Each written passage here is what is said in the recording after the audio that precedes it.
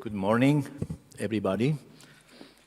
I am the presenter of this academic morning. My name is Patricio Felmer. I am representing my country, Chile, my university. And it is with great pleasure and admiration, it is a honor to present the plenary speaker for this morning at ICMAI 15. Professor Iddo Gal from the University of Haifa in Israel. The trajectory of Professor Gal has followed a fascinating multidisciplinary path interrelating research, practice, and policy. Three has been the areas of his interest: the systematic promotion of adult numeracy and adult teaching and learning of mathematics, the promotion of statistical literacy and related functional competencies, the teaching and learning of statistics, and managerial issues in service organizations, in particular, empowerment of frontline workers and clients of service organizations, and other topics such as service satisfaction and accessibility to diverse population, including people with disabilities. After receiving his bachelor and master degree from Tel Aviv University and some years of work as an applied psychologist, he continued his doctoral studies at the University of Pennsylvania and obtained a PhD in cognitive psychology. Professor Iddo Gal has an extensive experience in international collaborative work, chairing the numeracy expert group of the OECD Survey of Adult Skills, leading the numeracy team of the Adult Literacy and Life Skills Survey, and being a member of an OECD expert group on skills use and skills mismatch. He was a leading member of the Pro-Civic Stat project, which involves 6 universities in 5 countries. And he has worked with UNESCO on developing conceptual and assessment frameworks for assessing adult numeracy for the UN Sustainable Development Goal 4.6. I can continue. Professor Gal was the president of the International Association for Statistical Education and the editor of the Statistical Education Research Journal. He currently serves as a chair of the advisory board of the Statistical Education Research Journal, a consulting editor of the Journal of Disability Policy Studies, associate editor of the journal Numeracy, and holds an honorary appointment as senior lecturer at the University of KwaZulu-Natal in South Africa. Among this intense activity, Iddo Gal finds time to play classical guitar. Even though today we will not be able to enjoy Iddo's music, we are very happy to receive Professor Iddo Gal and prepare for his talk on what does it mean prepare our graduates for adult life, perspective from statistical education and adult numeracy.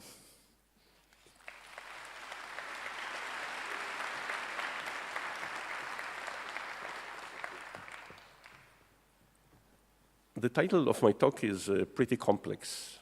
I hope to contribute to our joint thinking about how to improve the preparation of our graduates for adult life. This is a goal that we all share, I think. My goals are to, first of all, introduce some aspects of the subfields of statistics education and adult numeracy education. This is a first at the ICME plenary level. There have never been plenary talks that touched on ideas or content that comes from these fields. My goals are to share with you some things that I think are timely and relevant given all sorts of things that are happening in the world. We have world crisis, We have changes in the job market. We have new technologies coming up.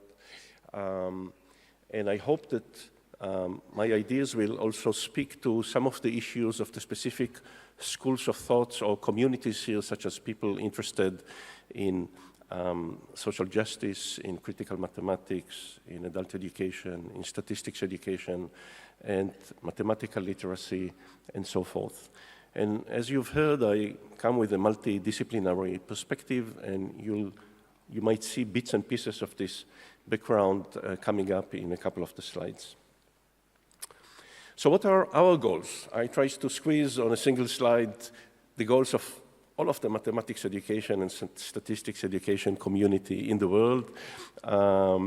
So I hope that we all agree that we want to engage our to help our graduates be able to engage with various functional tasks in the world, and we'll talk about them later on.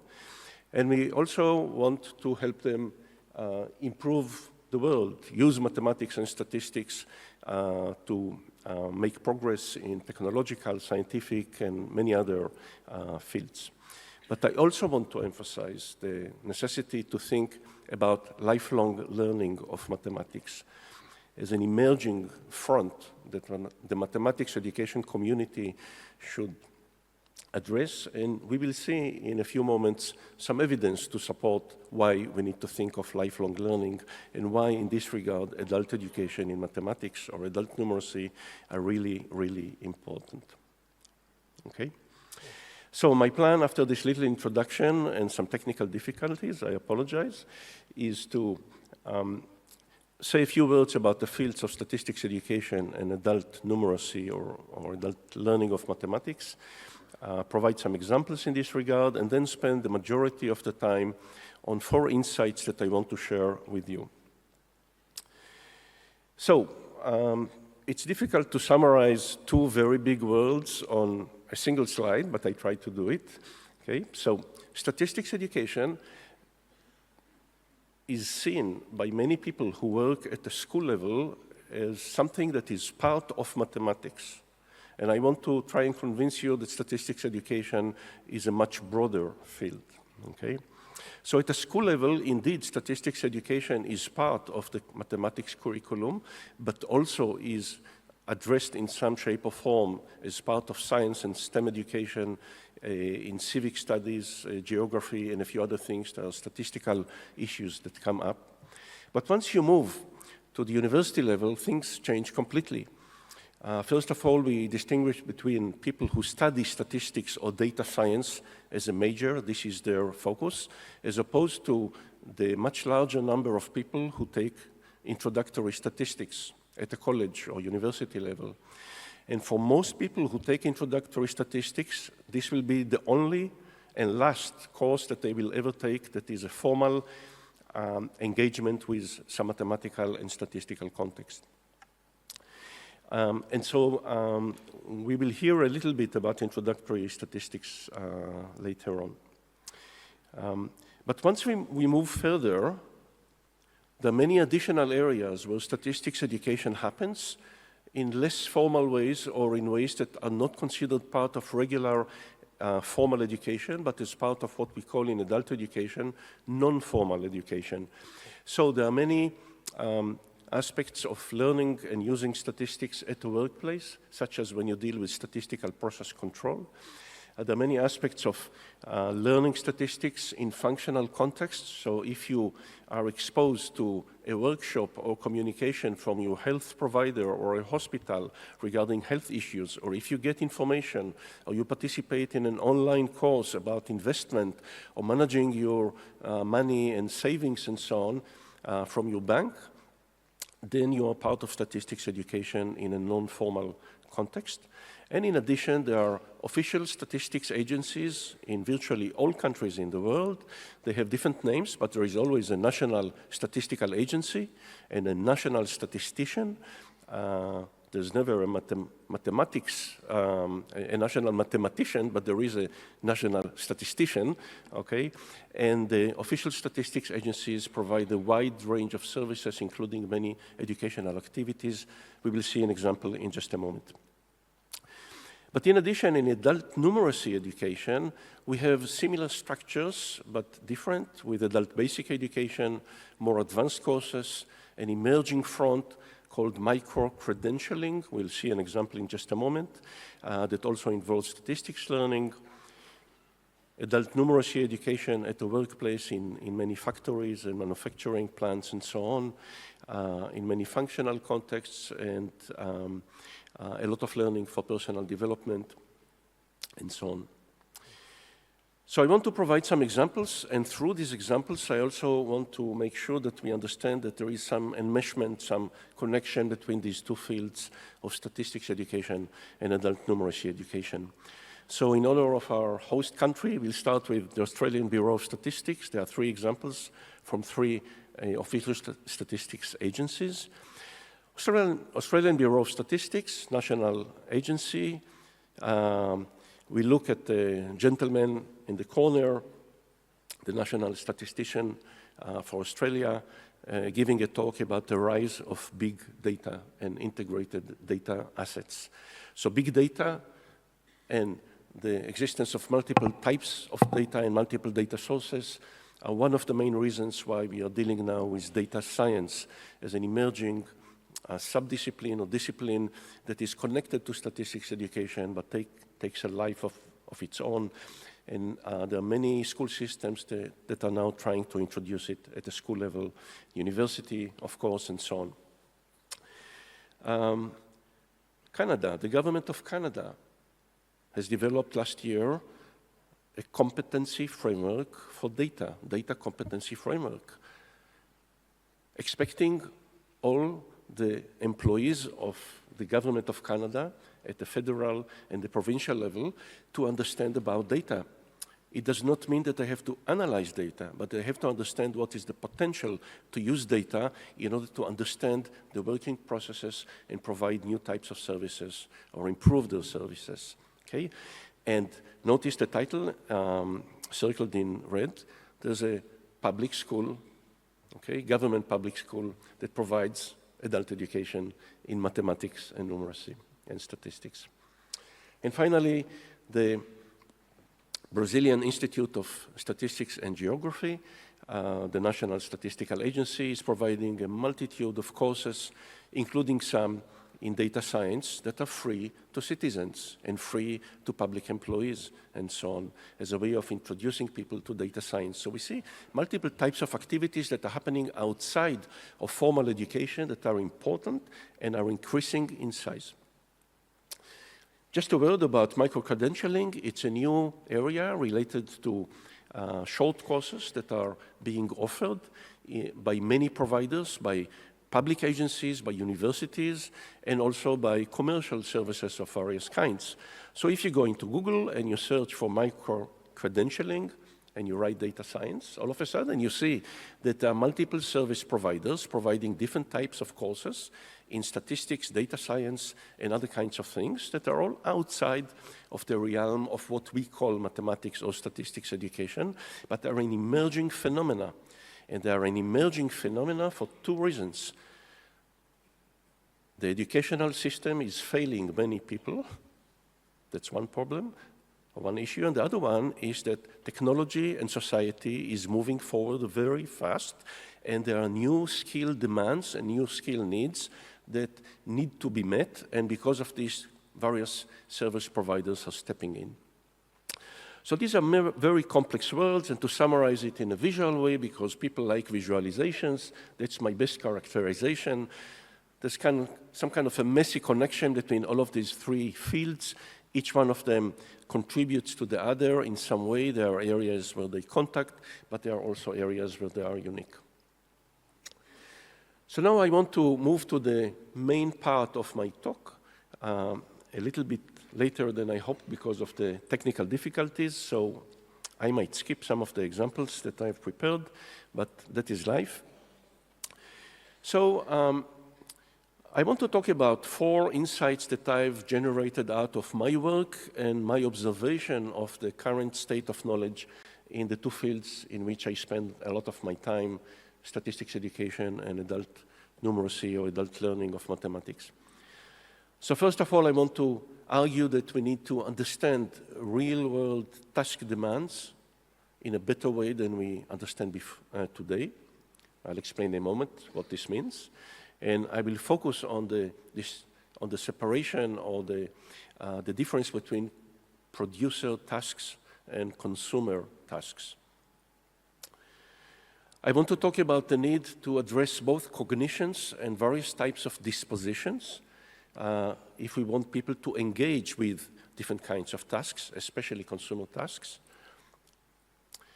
I want to talk about the issue of criticality and how to promote it. This is a really, really big issue. I'm going to touch on it in a very simple and somewhat superficial way because of lack of time. There are other talks in this conference that touch on criticality. I think that the colleagues that will present this afternoon the results of ICME survey on statistics and data science will touch on it in some way. And there is another talk by Vince Geiger on Friday that also touches on criticality. And finally, I will try to talk about the importance, the necessity to address authentic texts as part of what we do in mathematics and statistics education. So notice the structure of this slide. I gradually go into narrower or more specific topics, but I will start with a broad issue, which is the need to understand task demands. So, we need to understand task demands. I'll explain in a moment what they are, but this is a neglected area in mathematics and statistics education. We need to worry about skill transfer. We need to understand what are consumer tasks, and I will try to elaborate about consumer tasks. So first of all, let's distinguish between task demands and context. People talk a lot about context. They need to contextualize problems. They need to connect instruction to context, to build it on context and so on. But what is context? What are the demands of the context? What does the context expect people to do and understand? This is something that is not well understood. People take context for granted. And I say that we need to know more about it. When I started my career, my academic career as a vocational psychologist many, many years ago, the basis for everything was something called job analysis. If you want to design a training system, if you want to design a personnel selection system, you need to analyze the job and understand what are the demands of the job. Okay, what do people actually do there? Okay, and this is neglected. We don't know enough about it. I think that people don't invest much in it because if you think that you teach the basis of mathematics or statistics and people understand the principles, then you hope that they will be able to apply to everything. So no need to analyze the task and the demands. But I think that we are wrong. Okay? So just to give you a little example for the state of knowledge in this regard, I just published a couple of months ago a scoping review at ZDM Mathematics Education that had other purposes. So I want to present just a single finding from it. I looked at all the papers that appeared over a 4-year period in 22 journals, 15 in adult education and literacy, and 7 mathematics education journals, the top journals with impact factors and everything. And out of 2,300 something papers, only 7 examined task demands. Virtually nothing. And most of these 7 papers occurred because of the pandemic, because the pandemic brought out in the media a lot of graphs and charts and models and so on, and mathematics educators got excited and analyzed it, and we had some papers about it. But if it was not for the pandemic, there would be virtually nothing. Okay? So we don't really know much about what tasks are demanding of people, and we need to compare it to papers that appeared over the last 30 years in mathematics education, where we would analyze what carpenters do and what barbers do and drivers do and all sorts of things. Now we don't see almost any papers like this. So it's a lost art. And we need to think about task demands because we need to worry about skill transfer. It's an important construct from cognitive psychology and from training, adult training, where we want to ask ourselves to what extent, if we train people on one thing, they can apply the knowledge to another thing. Every teacher knows the situation where you give an exam and students say, but we didn't learn it. And you say, but I talked to you about it. And I said, yes, but this is different. And students have trouble transferring the knowledge from the context of learning to a problem that looks a little bit different. So the literature distinguishes between near transfer and far transfer, and I will argue that a lot of important tasks that face adults require very far transfer because they involve authentic texts, and we do not train students on understanding and dealing with authentic texts. So we need to understand that adults face in the world two general types of tasks. We usually train people in mathematics and statistics education on doing things, on computing, on generating graphs, on modeling, on whatever. This is producer tasks. We teach people to produce things, but a lot of the tasks that face citizens and workers and leaders are consumer tasks, where you get a text or a spoken text when you watch television, and you need to understand, comprehend, interpret, and maybe react in some way. So there is an internal action and perhaps an external action in this regard. And I want to give you some examples. Some of them may look very simple to you, but each one of them is the tip of an iceberg. Now, if I was doing it in a workshop situation, we would talk about this. I don't have time to talk about it. We need to move much, much faster, so I apologize. So, look at the title. What does the title require in terms of understanding mathematics or statistics? If you look at it briefly, you will say, well, people need to know what is 40%. That is true. But think of the meaning for society and the meaning for business. And what does it mean, 40%? 40% of what? It's 40% of all the workers in an economy. This is millions of people. So 40% does not mean anything unless you put it in the context of a society and you understand the meaning for society. And in fact, there was a very complicated survey that IBM did in order to reach this estimate. So it's not a precise number, it's an estimate based on a survey. So it's a result of a complicated statistical process.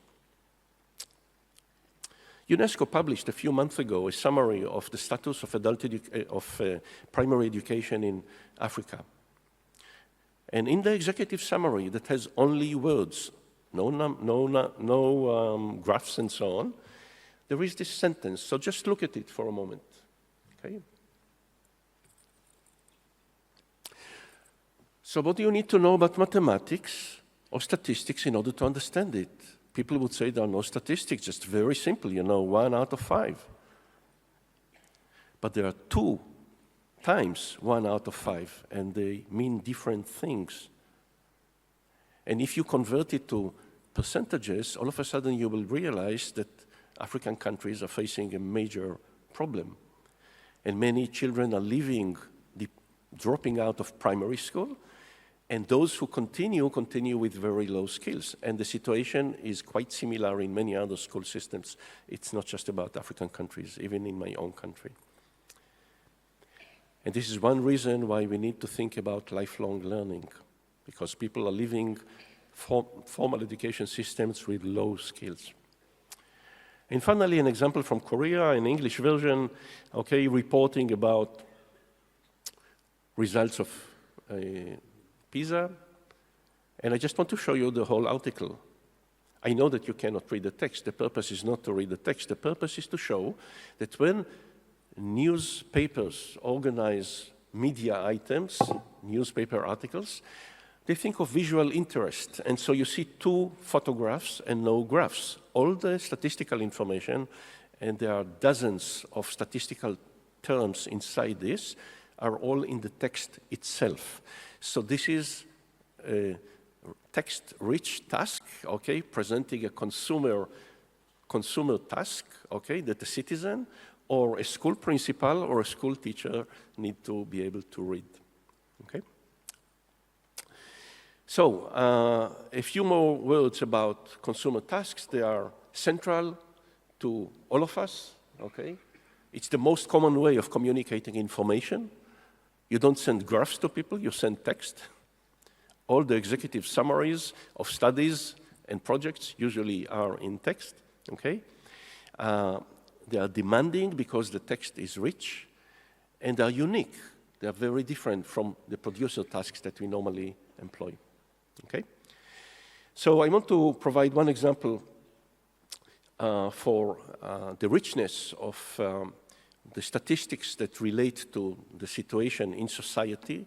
And this comes from a project called Prof that looked at a phenomena or an issue called civic statistics, hot social and economic or statistics about hot social and economic topics. You see the list, I don't have to read it. This involved a collaboration with which I was lucky to work. And we analyzed dozens and dozens of different kinds of newspaper articles from different countries and press releases from official statistics agencies and other sources. And we realized that there are multiple features for these. And some of them are listed here. For instance, I'm not going to go through the whole list. You can find publications about it.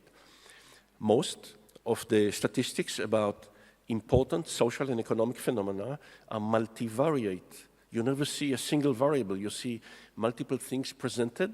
You see things that are aggregated, and extensive use of indicators, such as the results from PISA, are reported in levels. So it's an indicator. It's not the raw information. They are dynamic, they change over time. We see comparisons between countries, between regions, between groups in society. They are very different from the way we teach statistics at a school level or at a college level. And so we developed a whole set of products and lesson plans and materials and so on. Some of it was summarized in a book that appeared last year, although it has a date of 2022. And the editor was Jim Ridgway, one of the members of our project. Jim passed away suddenly a few weeks ago, so I want to pay respect to him and say goodbye to a very dear friend and a great scholar. So I want to move on. I hope that I convinced you that consumer tasks are real and they are out there in the world and everybody needs to understand them. Okay? So what do we do about them?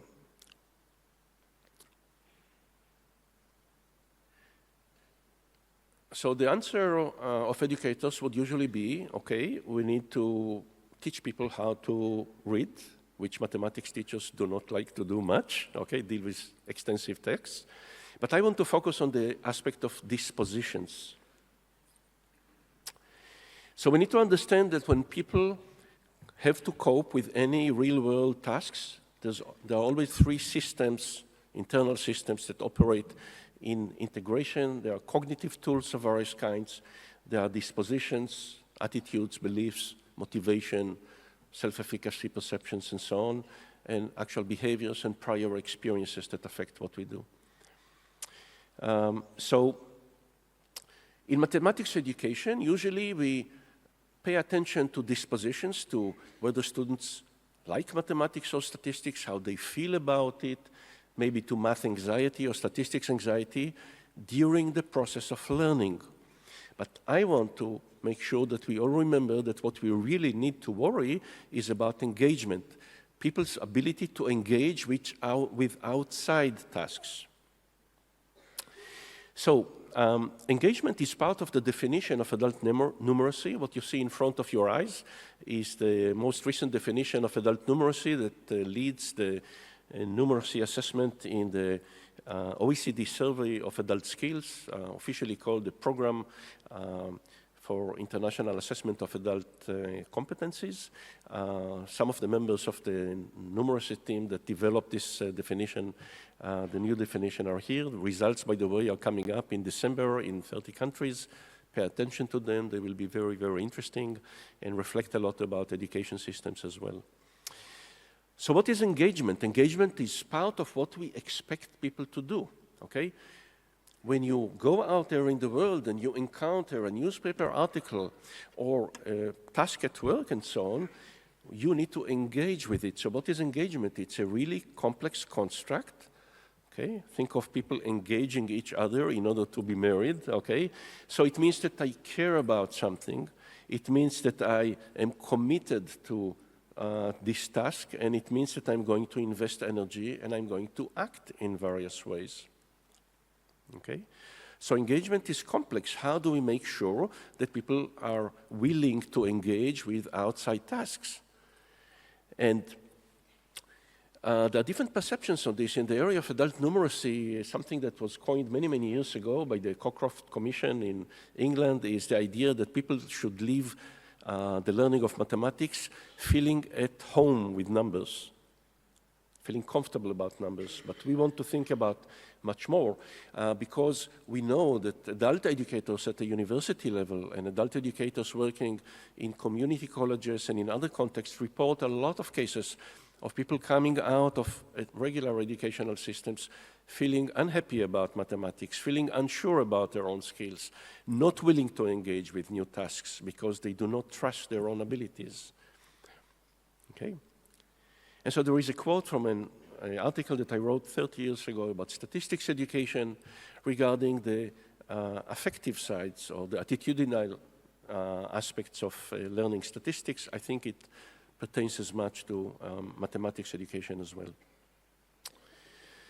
So my points are that we need to take these positions very seriously. It's not a side product. It's something that we need to pay attention to during the learning so that later on people are willing and feeling comfortable to engage with new tasks that require creative thinking and require them to act in ways that are different from what they learned at the school level.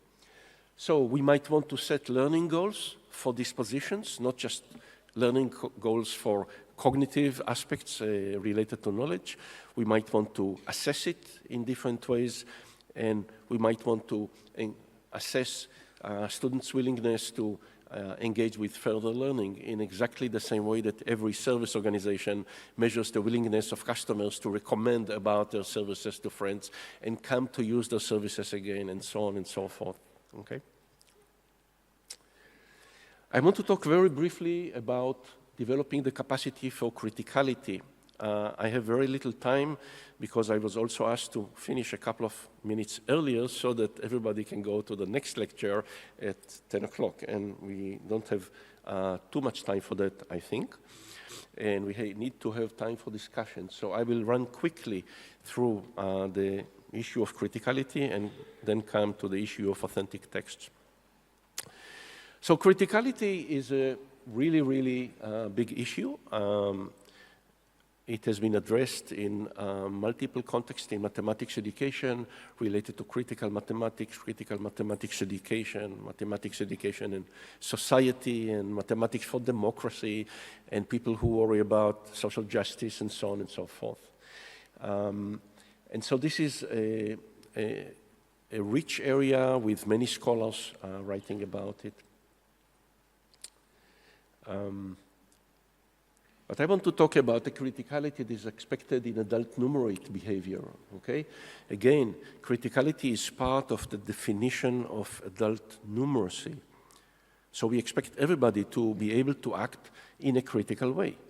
In statistics education, when we teach statistics, criticality is sort of built into the process because we teach people to worry about sample size, about whether a graph is misleading or not misleading, about the level of fit of a model, the confidence that we have in conclusions, and so on. We have statistical indices regarding criticality. But I'm talking about something different. I'm talking about the ability to ask critical questions and to have a critical stance, willingness and readiness to act in a critical way when you encounter something. So there's a very, very big difference. This is the far transfer, a very big difference between learning to look at a confidence interval, which is sort of a measure of how critical we should be of our own results, or about sample size, and thinking about an article that I'm reading and how should I be critical about it, what should I pay attention to. So there is a very rich literature on criticality in statistics education that developed over 30 years. I show here a model that I developed, but there are many other people that did wonderful work in this regard. So, sorry that I look there once in a while, but this is a little bit too small for me. So what I want to say is that criticality is not a static target, it is a moving target, and there are changes in the world that require that we look at criticality in a different way. So just to illustrate, okay, I want to provide one example from a work that I did with Vince Geiger, who I think is somewhere here in the audience, when we analyzed the demands of articles, media items related to the COVID pandemic. But I've analyzed a lot of examples for consumer tasks facing adults over my career, and so I want to just show you something, okay? So these are two headlines from 2020 when the COVID pandemic started, and these both come from the United States. One is published by CNN, and one is by Fox News. And the title itself refers both to modeling and to data, and to the fact that there is criticism of the way the government is handling certain things, or the way scientists are predicting certain things. So criticality is not necessarily something that you have to bring into the situation. It's something that you encounter out there, and you need to have an opinion about it. You need to know how to interpret this criticality and understand, for instance, what does it mean that the model predicts something but it's not accurate? So we teach about modeling, but we are not teaching about real-world models in the same way, and we should rethink some of what we do in this regard. I'm going to skip another example that I have here in order to stay in the time, and just to summarize that my points about criticality is that, again, to be critical about something, you need to know what critical questions to ask. The term that we use in statistics education is worry questions, things that I have to worry about. So everybody should come out of mathematics or statistics education with a long list of things that I need to be able to ask about different types of things that I read. And we need to make sure that we teach them, and very often we do not. There are many articles that provide lists of such worry questions.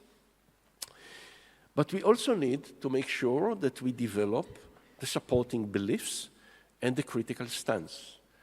Critical stance is a neglected area in research. There are no scales that measure it. Very little research that examined critical stance of people through qualitative analysis, and so on and so forth. Finally, I want to say a few words about authentic texts. I have multiple examples. I will just go through one of them, perhaps, in order to stay in the time limit. Okay? So again, authenticity of tasks is something that mathematics educators have been worrying about for a very long time, and there are debates on how much context and authenticity you need to bring into the classroom, and sometimes people use simulated tasks or fake tasks in order to be sort of like authentic without really bringing really authentic tasks into the classroom. So the level of contextualization and the level of authenticity are debatable issues. And real-world consumer tasks, like some that I showed you, are authentic by design because they come from the real world, okay? But they involve a lot of rich texts, and people need to be able to read them and deal with them. And because the young generation has sometimes preference for visualizations, let me show you two visualizations of my own about this. Okay? So we spend tons of time about graphing and whether graphs are misleading or not misleading and so on, but we don't deal with text, even though text is the most important way to communicate statistics to the world. Okay, so I assume that most people know this meme, but I want to show you the text that is up there. So this is about gender pay gap, the difference between men and women and how much money they make. But in fact, if you open Wikipedia, you see that graphs don't mean anything and convey a wrong image about the situation in the world unless you understand that you need to adjust the numbers. So you can present adjusted and unadjusted estimates of income of men and women, and only if you begin to read about gender pay gap, you understand that what does it really mean and what are the real statistics about it, okay?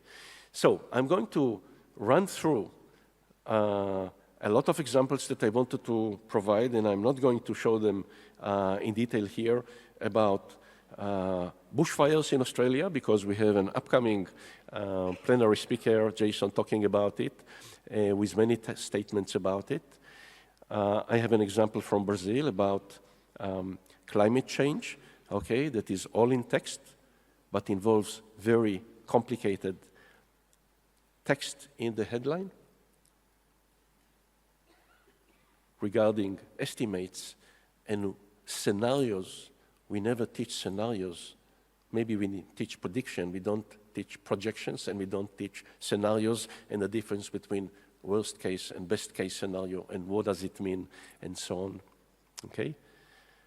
And I have a beautiful example about fact checking, which is very common and proliferating in many countries, and how we can fact check a statement by a politician, which seems simple, but in fact there are very complicated statistics, and there is a very long article about it that presents a lot of text, and we can see how we can take apart and be critical of a quantitative statement, but for this we need to know how to do this kind of work, okay, with some visualizations and so on. So I will stop here, and I will just say that I try to share with you 4 insights from my work that I hope will help to promote what we do in mathematics education and in statistics education, broadly viewed. Each one of them is a separate issue, but they're all connected. I think that in all of them there is some very promising work already, but a lot that can be done, and I hope that we can continue and work on this in coming years. These are fertile areas for research, for collaboration between teachers, for work at the local level. Not all of this needs to come from research. A lot of it can be developed by teachers or teacher groups in different ways. So thank you very much, and I'm open to questions.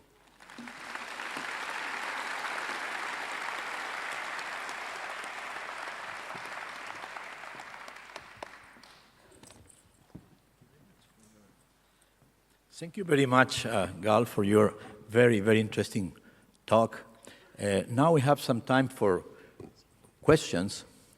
If you want to make a question, please stand up and raise your hand, because it's difficult for people to see you. On the other hand, I will take the advice from yesterday that you do Twitter format for your questions. Thank you. The UN Sustainable Development Goals say that all should be numerate. However, 2 different definitions exist. The American Merriam-Webster says it means the ability to work with numbers that exist in the world. And the English Oxford Dictionary says it means knowing basic mathematics, which is an essence that may have colonized the existence that it is abstracted from. Philosophical existentialism says that existence should precede essence.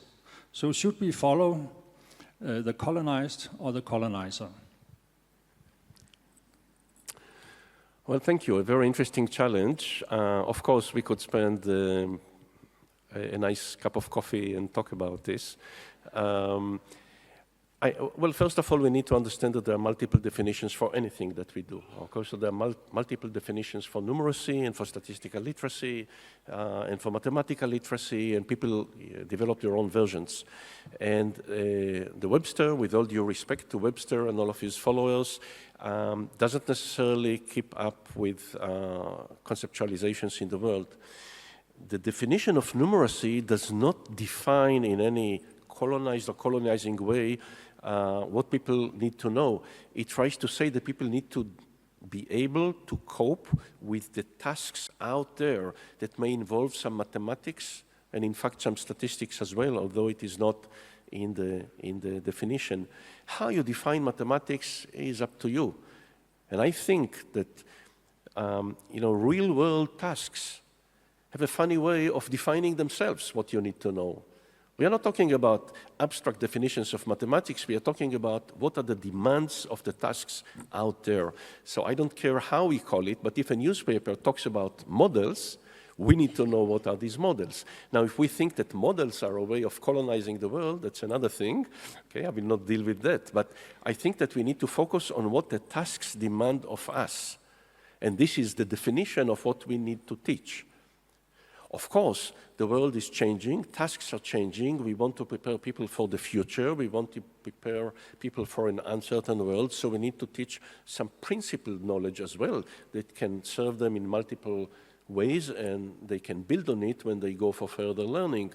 So we do need to define things in some way, and maybe it is colonizing, maybe not, I don't know. It's up to educators. Yes? There's one over here.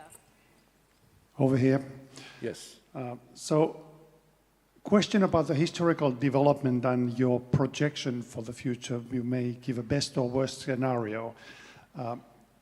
Thinking about the producer and consumer tasks, with the increasing level of technology helping in doing, I got the impression that there's fewer and fewer people who have to do producer tasks in the region, but more and more need for consumer task type activity.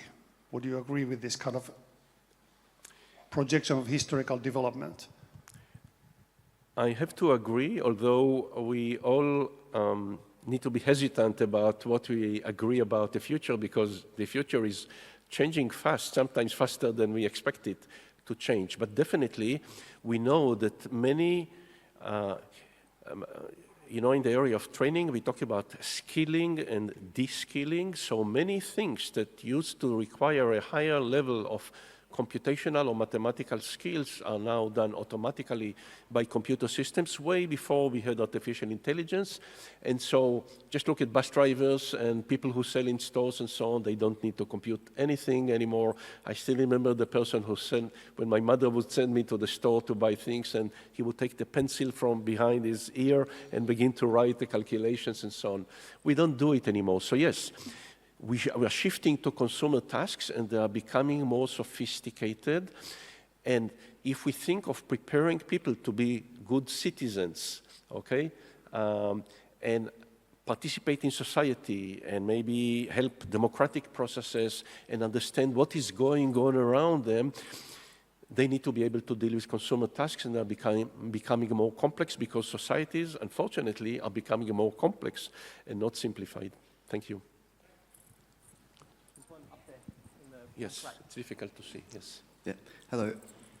Thank you for the very holistic talk and presentation and identifying things around statistical anxiety and in our community. Two very quick questions. The first one is, in our community, we all want to be, or we hope that people are statistically literate. What are two factors in society in terms of education that you can point at that we should do such that we can enable this in the future in our society as we're fast growing? Second quick question is related to, as there are so much complex text data, things around us, do you believe, or do you have any guidance on the fact that we can simplify this information in an illustrative way that can come across and convey to people in society? Yeah. Thank you. So I hope that I remember both of these questions. So the first one was about statistical literacy and how we can improve it. So, okay, so we all know that in most school systems, by the way, a few years, I think in 2011, there was an ICMAI study on the teaching of statistics in schools in multiple countries. So when I say we know, we have studied some of this, at least up to 10 years ago, and there are sporadic reports from other countries. So in most countries, the teaching of statistics in schools is very disorganized, and the word disorganized is a nice way of saying it, okay? So what happens is that although in most countries in the curriculum, statistics is somewhere around supposed to be 15 or 20% of the class time, in actuality, teachers don't know what to do about it because most mathematics teachers do not have any proper training in statistics. It's not part of their upbringing. And so they teach some statistics here and there, and sometimes we see in later grades, in higher grades, we teach the same things, again, about average and so on. Maybe we add some more computations and some more graphing and so on, but there is very little about statistical literacy, about learning to interpret, learning to be critical, knowing what questions to ask, understanding how statistics are used in society. We never teach about official statistics, which are the major source of information that we have about many things that are happening in the world, okay, and in our country and in our community. And so what I think we need to do is make sure that there is a systematic, progressive trajectory of teaching statistics throughout the school years, into which we infuse some dose of interpretation and connecting with what I called consumer tasks, with rich tasks. And this is something that requires a top-down approach because school teachers don't like to do things that they don't feel comfortable about. So if I'm not good at something and my, content knowledge and pedagogical content knowledge is not good enough about something, and I don't know how to build a class, and I'm not sure about the dialogues that I need to use, and I will just not do it. And by the way, we saw how complicated yesterday in the plenary, Professor Tsatsky's excellent plenary, they talked about a very different domain, but still we saw the importance of dialogue and creating a conversation that is structured, that is planned, that enables us to extract information about what the students understand about it. Okay? So this is an area that can benefit from a lot of improvement. I wrote a little bit about it. Jane Watson from Tasmania wrote a lot about developing statistical literacy, and there are several other colleagues in this regard. Can you repeat the other question again, please, if you will, just shortly? He's going to ask you again in the break. Okay. Okay. My apologies. I'm happy to talk about it later on. Yes. Okay.